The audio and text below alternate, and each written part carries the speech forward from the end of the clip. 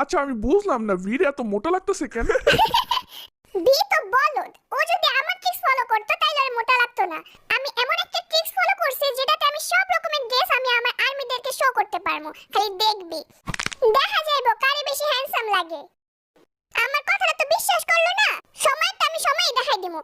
আচ্ছা বাবা ঠিক আছে, এখন আমাকে পিচ্চি জিমিন সরি আমাদের ছোট জিমিনা ফ্যাশন শো করব। প্রথমে পিচ্চি কাটি আমার অপমান করলি না রে আরেম। যাই হোক, এবার দেখ আমার কেলমা। আমি অনেক এক্সাইটেড জিমিন, তোর আউটফিট দেখার লিগা। ও সেই হইছে তো। জিমিন তুই এই ড্রেসটা কোন দিক থেকে কিনছস? ওই যে নিউ মার্কেট থেকে কিনছিলাম, 150 টাকা করে নিছে।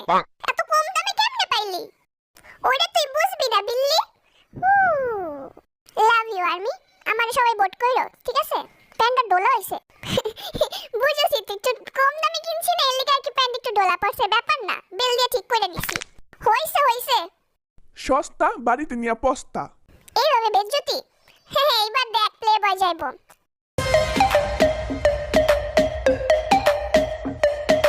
ওয়াও, ও তুই দুইটা শার্ট একলগে পরছস? শোন, জাঙ্কুক কোনো ব্র্যান্ড ফলো করে না, জাঙ্কুক নিজেই একটা ব্র্যান্ড। এগুলি তো পিচ্চি মাথায় ঢুকবো না, বুঝছস? আমার বেজ্জতি সেই লাগতেছে তো। এবার আমাদের সেভেজ সুগা। আমি অনেক এক্সাইটেড সুগারটা দেখার লিগা। Ready 1 2 3 action.